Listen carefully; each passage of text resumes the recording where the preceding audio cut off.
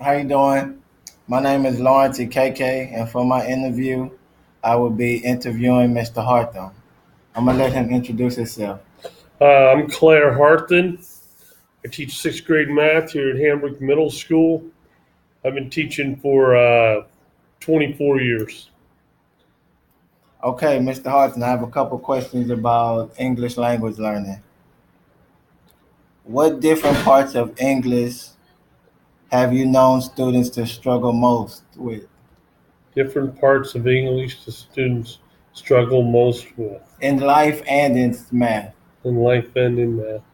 Well, I would have to say learning the definitions of math terms.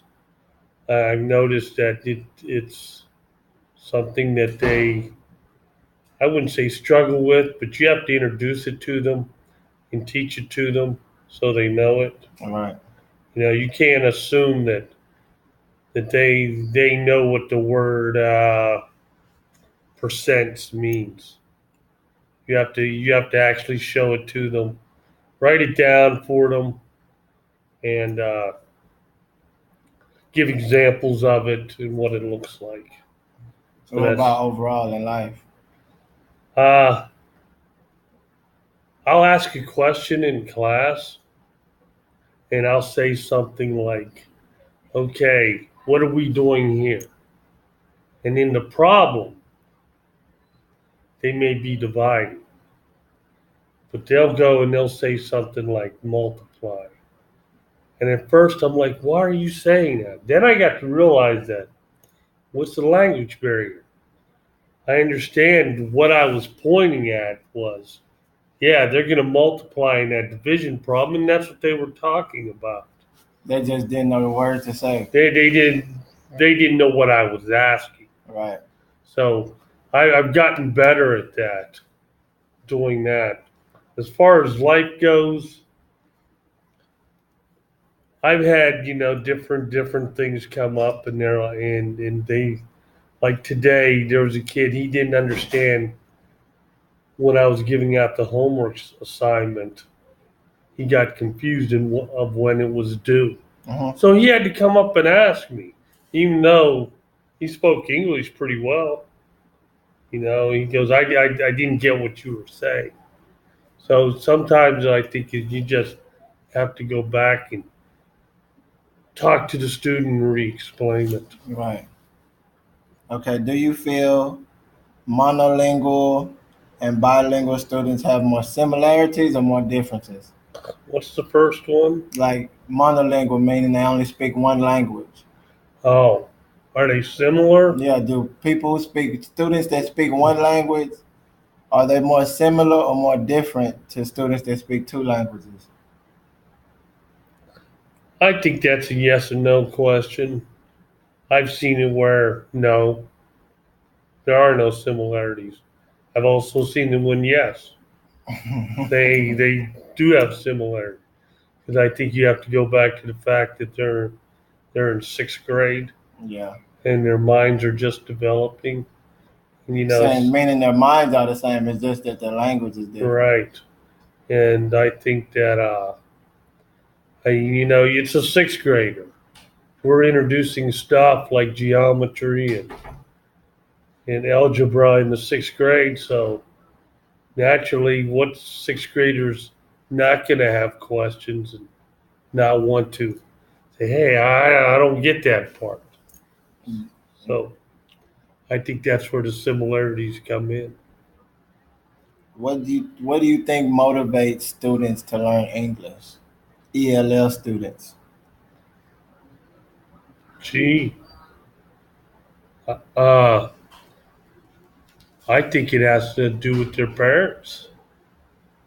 You think so? Yeah, I think if you're motivated at home, and if I even if you have parents that don't speak English well or don't speak English at all, I think if you have the attitude at home that, hey, you're in this country now, I want you to be successful. That's why we came here.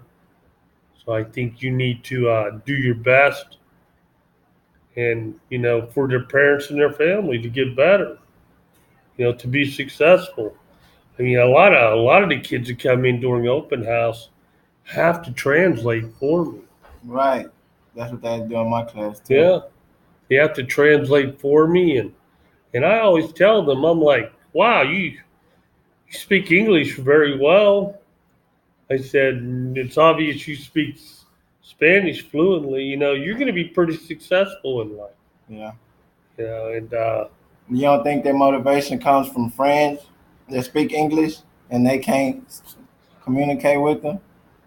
maybe I think that could be one motivating factor. I mean, who? I mean, if you hang out with someone, usually you have a friend. It's because you're able to talk and communicate with them. Yeah. So if you got someone you're not communicating with, I don't see where the friendship can really develop. But maybe that's the motivation Making to friends. become friends and making friends. All right. Why do you feel some ELLs may master English before other students in the same predicament? Yeah, there's a lot of reasons. There's motivation. Sometimes there's intellectual levels. I mean, you get students to come in that only speak Spanish, but they've never done math at all, even in their home country. You get students like that? Well, not what I'm teaching this year. Oh, nice. Sixth Yeah, grade math, yeah. basic math. Just basic math. I mean, they may be low in their own country's academics, where you have other students that come in and they've been taught in their native country. They've had the educational experience, so they're transferring it over. So that could be a gap there. Right. I mean, hey, let's be real here. I mean, what our kids in this school is 94% economically disadvantaged, and what do people that are economically disadvantaged are usually poor people, and they haven't had the opportunities. It's not that someone's can't do it or they don't have the ability, just haven't had the opportunities, and that can be a hindrance. And other people have had opportunities. You understand? Am I making myself clear? A little bit. Elaborate. Elaborate. Like, let's say we have one boy. He just came to America in the beginning of the school year, and then we have another boy. He been here since last April, but the boy that been here since April, he's It's having a failing. hard time. No, Yeah, he's having a hard time learning English. yeah. And the boy who came at the beginning of the school year, he's catching on with his classes, learning the language and everything. I mean, I think that's when you put it that way. I think each student is a different case. You have levels of learning abilities. I mean, just because the kid that came here in April hasn't learned it, I mean, maybe there's a learning disability. Maybe there's a motivational lack of motivation or something. And maybe he's just not working hard enough. I mean, that's what I've learned to look at. It goes case to case. It's not all the same. Yeah, it's not. I mean, you can't bunch everyone up into one thing. Yeah, it's not And black and white. no, I wish it was. I mean, I wish we could do it that way, but it's not. And I mean, you have to look at each student's individual traits and what's going on. Like maybe the kid in April, he came in. Like I said, maybe when he was in his other country, maybe he didn't go to school. Right, You know, right, all these other countries aren't like us. We want to educate everyone. right. He may not have gone to school. This may all be new to him. And the one that came in later, maybe he did have the opportunities. Maybe you took an English class. Yeah, yeah. I mean, you don't know the situation. I just think you have to do your best. Try to try to get people students to learn what they can learn. I mean, I know we have to get them to do all this high level math in sixth grade, but sometimes it's just not possible Right. because of the obstacles that we're looking at. How does learning a second language help with students' cognition? Their understanding. Well,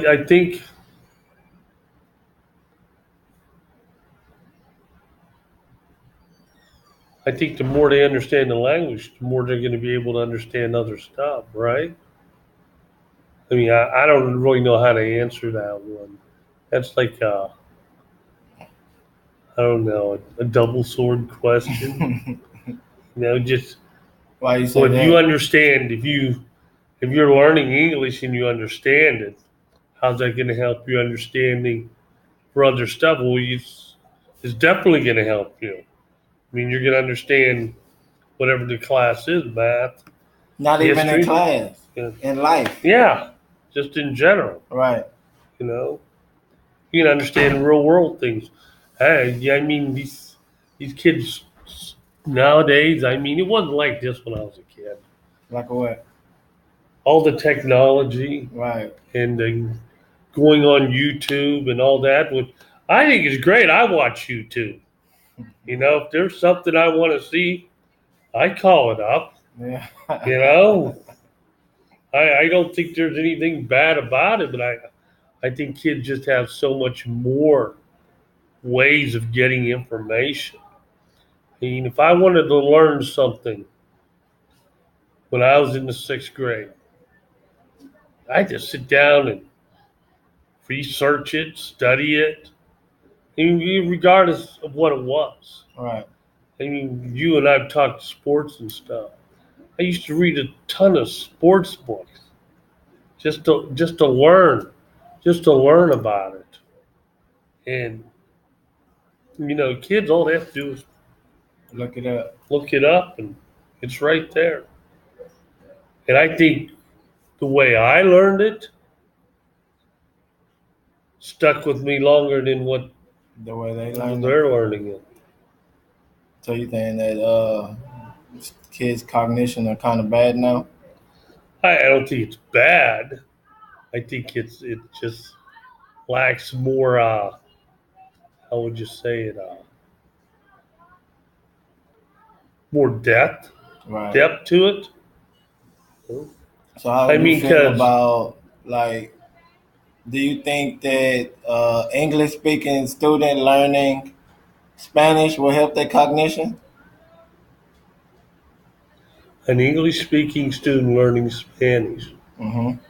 I don't know.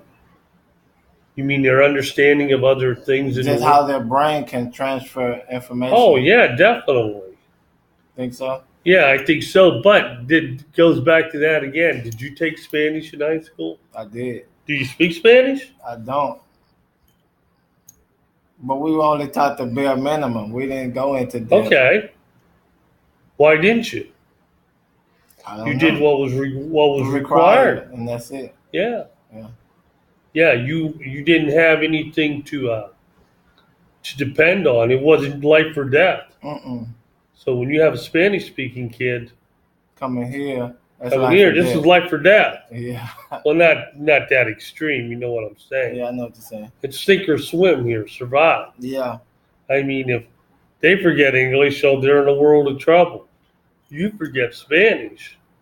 I just forget. Yeah, you just forget. What role does memory play in language learning? I don't. From what I understand, what I've been reading, because I'm taking the ESL test again, it really doesn't help Memory? memory. I don't know if I agree with that, but you listen to these language programs that you hear that are advertised on the radio, like Rosetta Rosetta Stone. Stone and Babbel.